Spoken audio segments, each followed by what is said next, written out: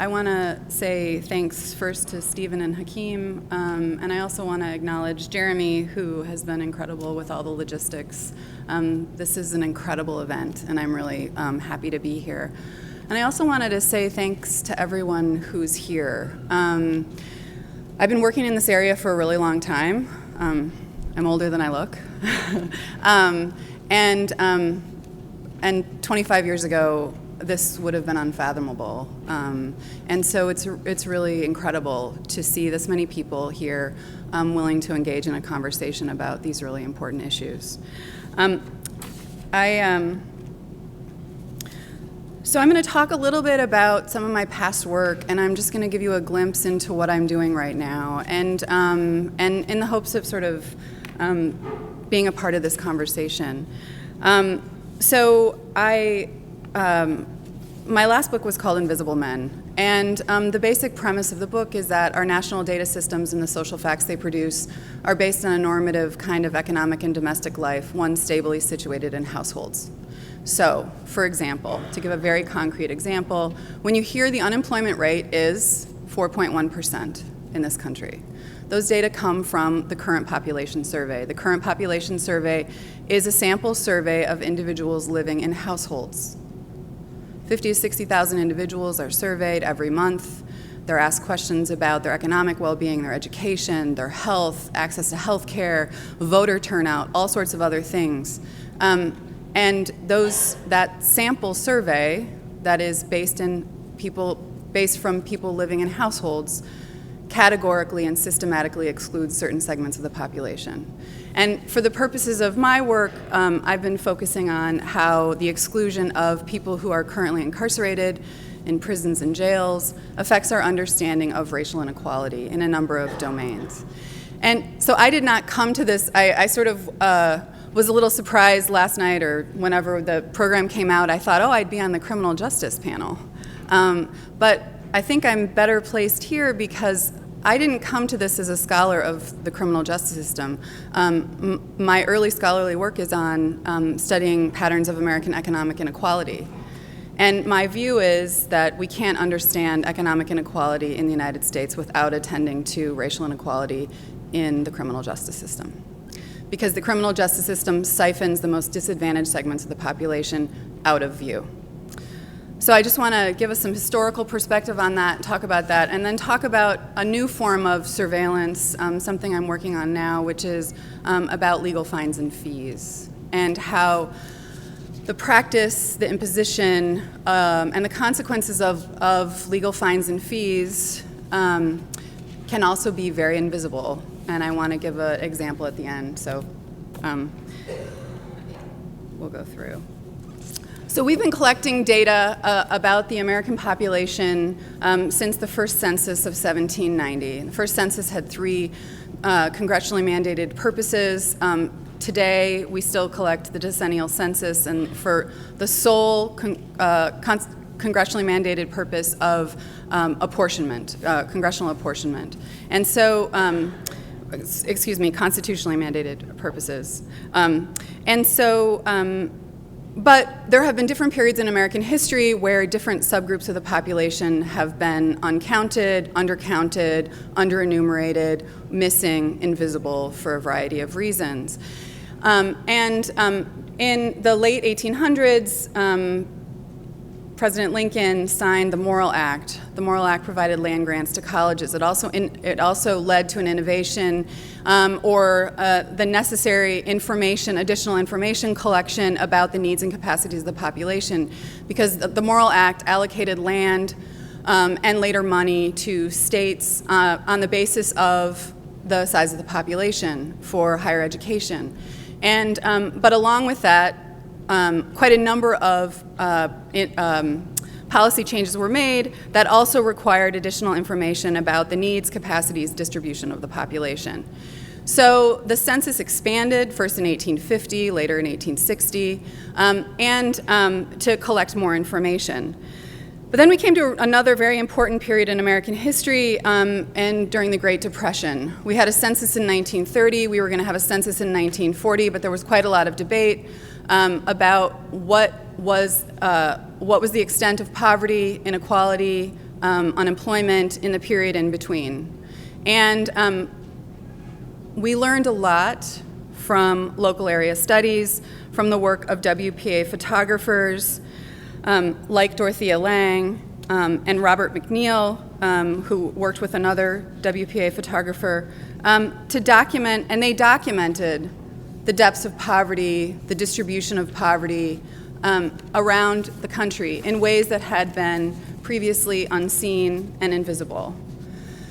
Around the same time, though, the policymakers in Washington, D.C. wanted to put some numbers on the problem. The faces of poverty and inequality weren't enough.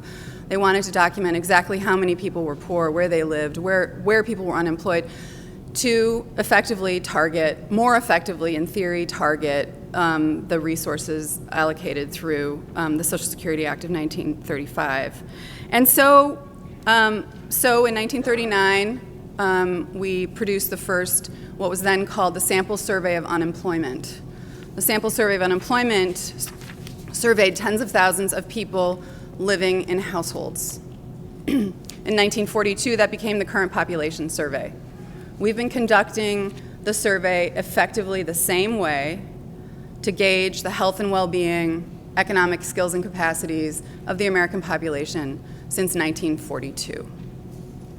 So every month we do the current population survey. That's where you hear the unemployment rate. That's where you hear the voter turnout rate. That's where you hear the high school graduation rate.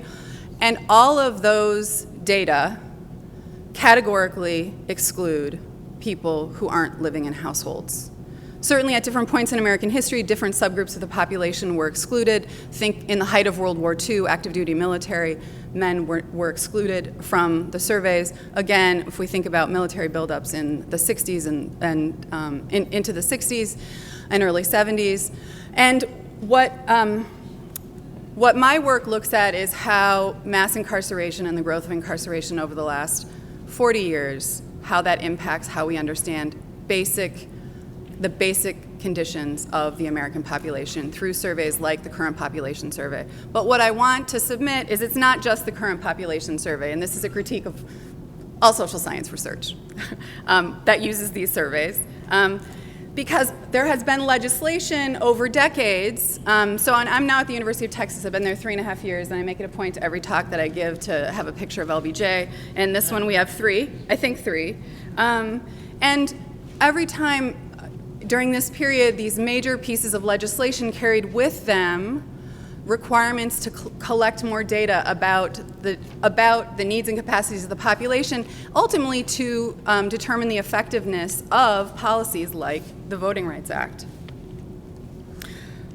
or the Elementary and Secondary Education Act. This is LBJ with his second grade teacher.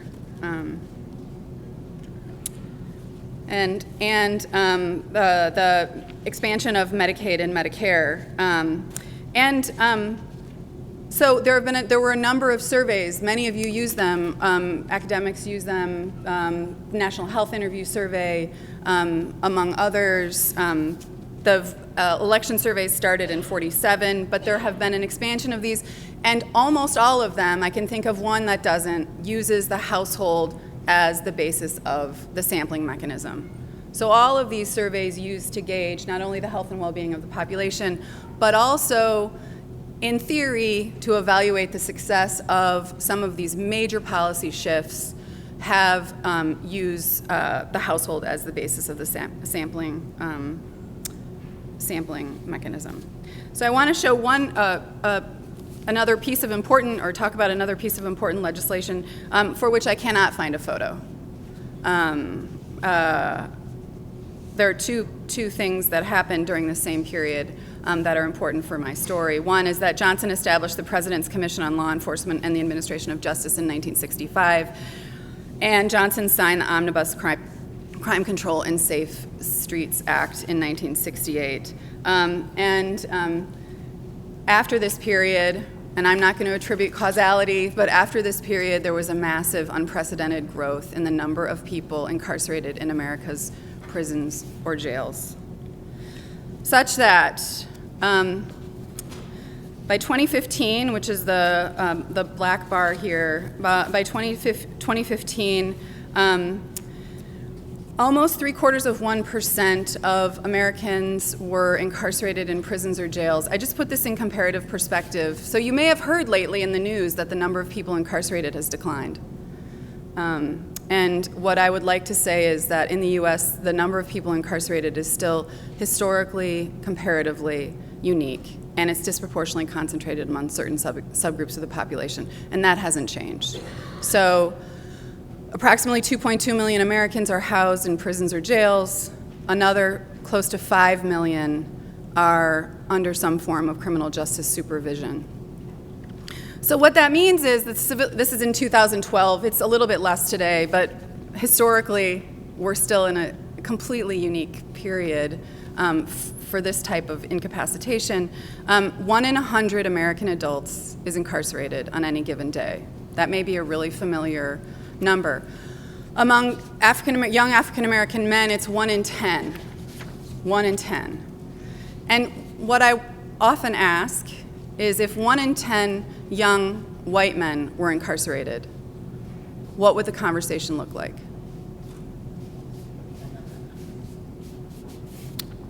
So among young African American men, incarceration is not just historically unique, comparatively unique. It's disproportionately concentrated among certain subgroups of the population, namely men, men of color, predominantly African American men or overwhelmingly African American men, and those with low levels of formal schooling. So if we look at the civilian incarceration rate among young African American men between the ages of 20 and 34 with less than a high school diploma in 2012, over a third were incarcerated. Over a third were incarcerated in local, state, or federal jails or prisons. Now, that's a higher fraction of men who were in this subgroup who were incarcerated than were formerly employed. They were more likely to be incarcerated than to be formally employed. And this has important implications on how we understand inequality, particularly racial inequality. So just to give one example, if we look at using data from surveys like the Current Population Survey, which is based in households, if we try and estimate the percentage of men between the ages of 20 and 34 who don't complete high school or a GED. Using those data, we'd find that 6.4% of white men and 12.4% of non-Hispanic black men didn't complete high school.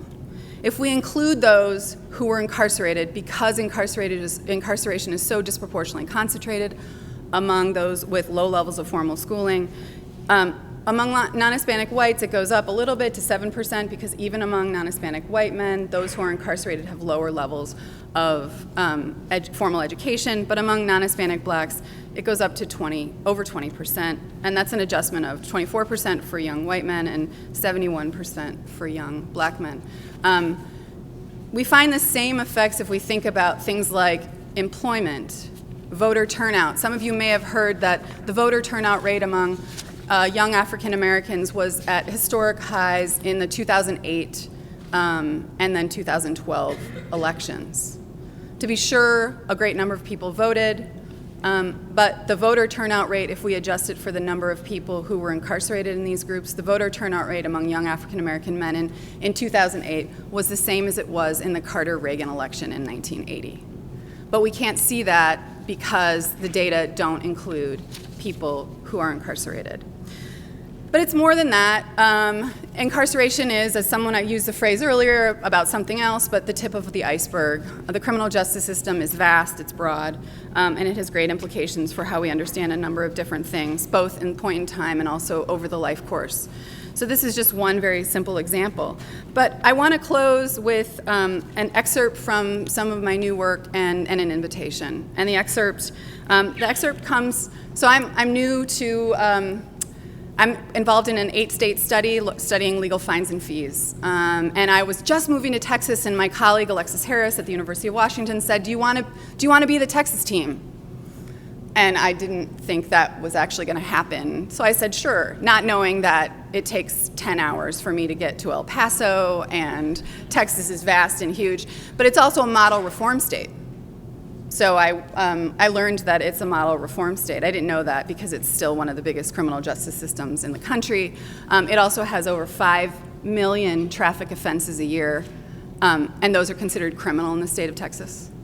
So I'm now in the field, and my very first day, this is my very first day in a courtroom about a year ago in Central Texas.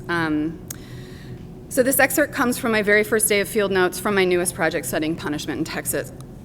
Along with one of my graduate students, I visited a suburban, exurban municipal court in Central Texas. Municipal courts are where people go to resolve low-level charges. From moving violations, traffic violations, as I said, are considered criminal in Texas, to drug possession and city ordinance violations. Nonviolent, low-level, minor offenses. Or charges. It was pouring rain. Texas-sized rain. So the courtroom was, in everyone's words, unusually slow. At one point, so I was the only person in the gallery, and there was a judge, a court clerk, and two uniformed police officers, bailiffs. So at one point, a man, let's call him John, came into the courtroom through the metal detector in the back door.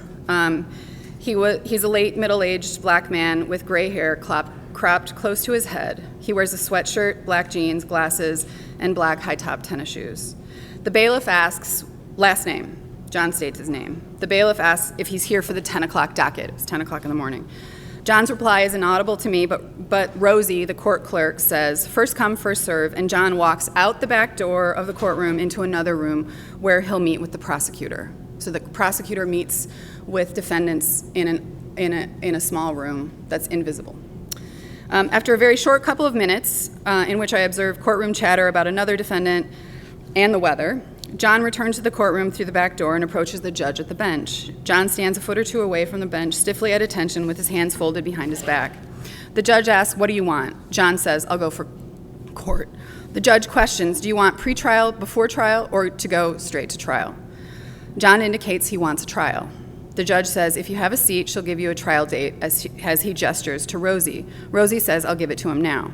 John stands between the judge and Rosie with his hands behind his back. He says something to them that I can't make out, and Rosie responds. She says, yes, sir, I am. After some idle chatter about the weather, she continues, you'll have options. The judge chimes in, like community service.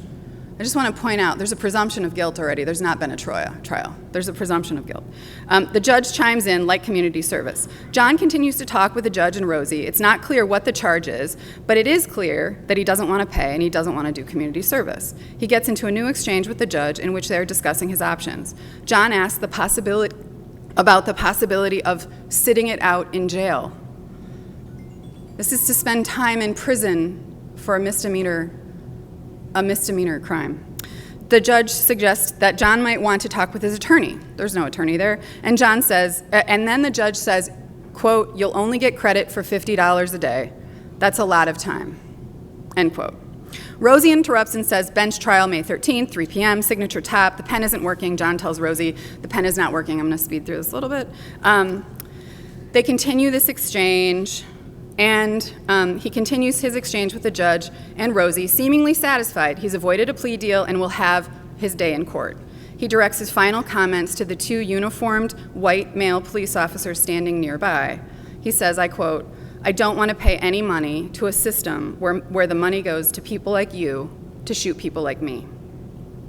The tension in the room is palpable. The judge and Rosie stiffen. The two uniformed court officers stand alert and say nothing more while John is in the courtroom. There's no more idle chatter. After signing the papers, John turns to leave down the center aisle. He mumbles to himself on his way out, folding papers. After he's out of the courtroom, a discussion erupts between the judge, the two police officers, and the clerk. They reiterate what he had said to him, what he had said about not wanting to pay because the money is going back to the guys who are going to kill him. The judge indicates that he thinks he might have some kind of mental illness. The police officers exchange a number of comments, with one of them saying, does he know where his taxes go? Further asking, so is he not going to pay his taxes? Rosie leaves the room for a minute, but when she returns, she revisits the conversation about John. She says, and I quote, he was a very nice man until he started talking, end quote. They continue their conversation about John, and someone reiterates again the claim that the money was going to make it back to you all. They talk about John for a few more minutes, although he's no longer in the room. So now the invitation. I'd like to invite us to have a conversation. with everyone in the room about how we advance justice and conduct more humanizing research that makes everyone visible, accountable, and accounted for.